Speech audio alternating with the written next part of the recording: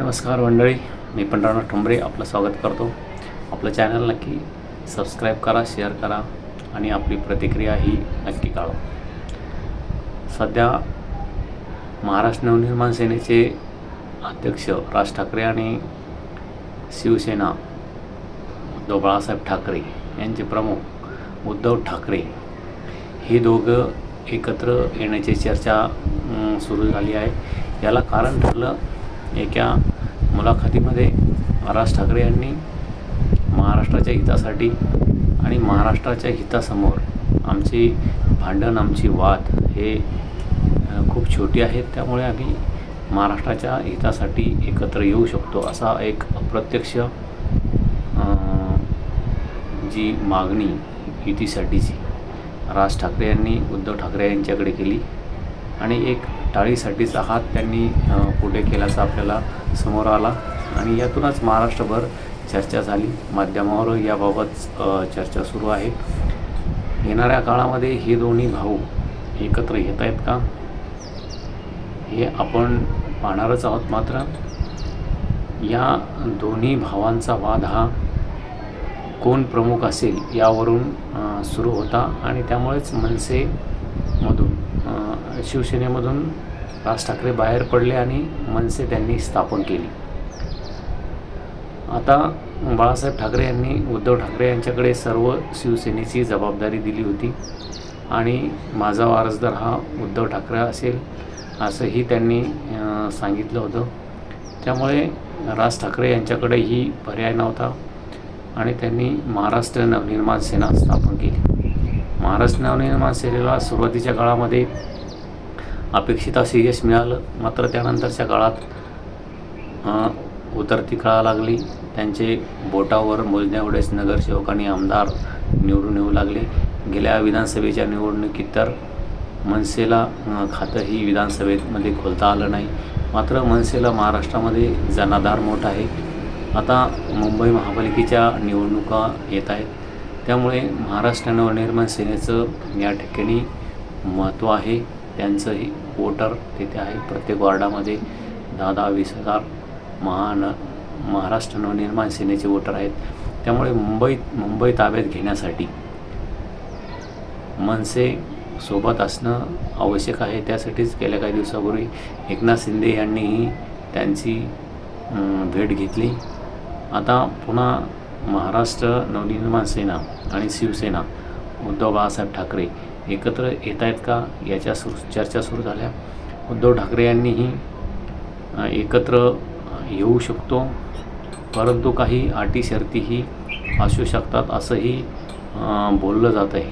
त्यामुळे या दोघांच्या अटी शर्तीमध्ये हे दोघे भाऊ एकत्र येत आहेत का, अटी काय असतील यावरही माध्यमावर चर्चा सुरू आहे. महाराष्ट्रामध्ये चर्चा सुरू आहे.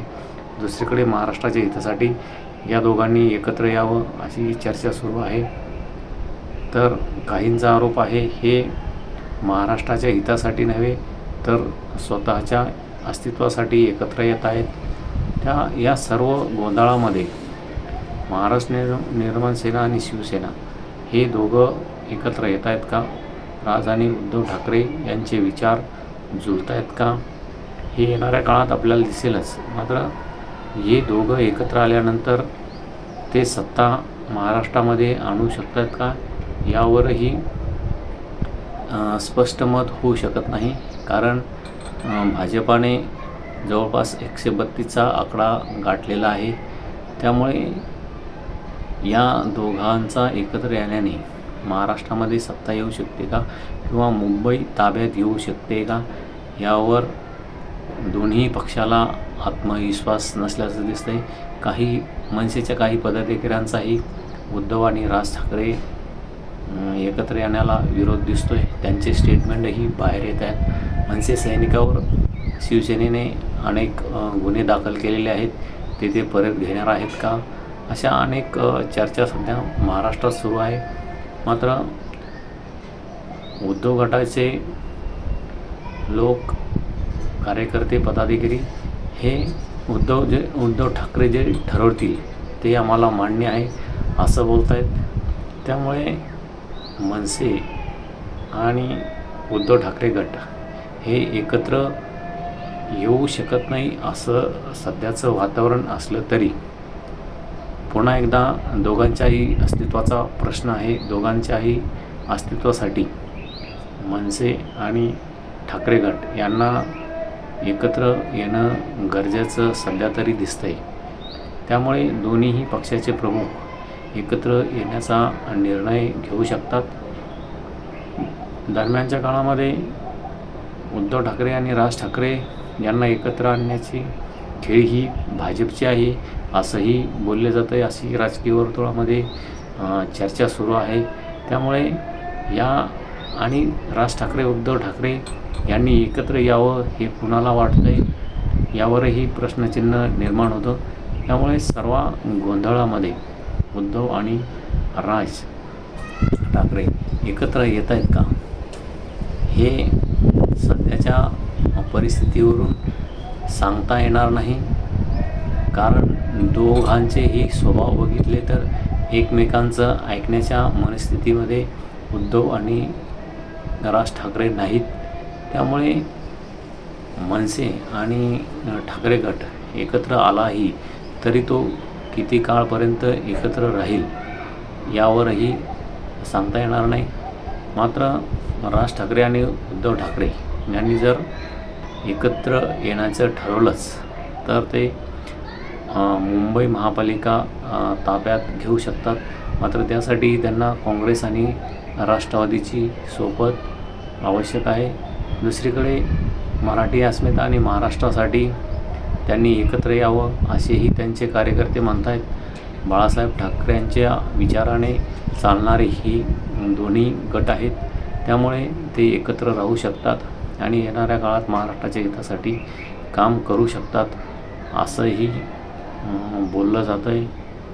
त्यामुळे आणि भाजप आणि इतरही पक्षांच्या कार्यकर्त्यांना आमचं या संदर्भात दोन्हीही गटांनी एकत्र यावं असंच मत आहे. पदाधिकाऱ्यांचं आणि अनेक नेत्यांचंही मत आहे की या दोन्ही गटांनी एकत्र आलं पाहिजे.